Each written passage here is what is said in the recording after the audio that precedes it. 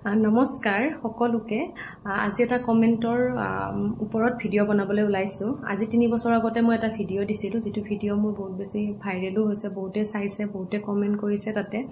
আৰু পৰহি দিনাখন পৰহি মানে আজি 3 দিন হল এগৰাকী বাইদেৱে এটা কমেন্ট কৰিছিলে যে তেখেত বলে 4 মান্থৰ মানে ৰানিং হৈ আছে তেখেতৰ 3 মান্থ কমপ্লিট হল 4 মান্থত খুমাইছে প্ৰেগন্যান্সি তো তেখেতৰ বহুত বেছি ভমিটিং হৈ আছিল আৰু তেখেতে ডক্টৰক দেখাইছে আৰু ডক্টৰে তেখেতক মেডিসিনও দিছে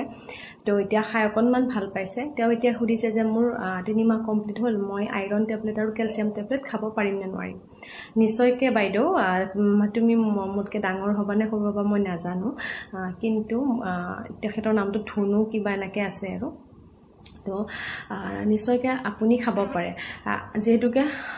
মোৰ পৰিচয়টো প্ৰথমতে দিলো মই হৈছো এগৰাকী CHO কমিউনিটি হেলথ অফিচাৰ স্বাস্থ্য কেন্দ্ৰত কৰো মানে সাব চেণ্টাৰত আৰু যেতিয়া আপুনি গৰ্ভৱতী হোৱা বুলি গম পায় তেতিয়া স্বাস্থ্য কেন্দ্ৰত ৰেজিষ্ট্ৰেচন হয় তাৰ পিছত আমি ৰেজিষ্ট্ৰেচন হোৱাৰ লগে লগে ফলিক এসিড টেবলেট দিও আৰু হেতু 3 মাহলে খাব লাগে আৰু 3 মাহ কমপ্লিট হোৱাৰ পিছত ফলিক এসিড টেবলেটটো ষ্টপ কৰি আইৰন এণ্ড ফলিক এসিড আৰু ক্যালসিয়াম কন্টিনিউ কৰিব লাগে একেবাৰে 6 মাহলৈকে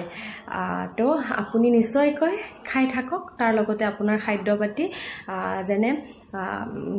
শাক পাচলি বেছি পৰিমাণে খাব আপুনি গাখীৰ দৈ ঘি এবিলাক বস্তু বেছিকে খাব ফলমূল বেছিকে খাব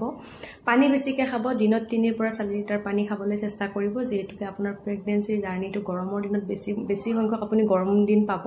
তো আপুনি পানী বেছিকে খাব আৰু বুট মগু এবিলাক তিয়াই থৈ খাই থাকিব আৰু লগতে আমলখি নেমু টেঙা কিছুমানে আকৌ টেঙা বুলি টেঙা খালে কিবা হয় বুলি নাখায় কিন্তু আপুনি নেমু টেঙা মৌসুমী টেঙা কমলা টেঙা এইখিনি বস্তু খাব পাৰে তো যদি আপোনালোকৰ আপোনাৰ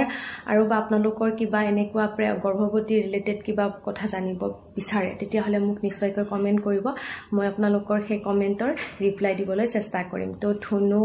বা আপুনি মোৰ কমেন্টৰ ৰিপ্লাইটো পালে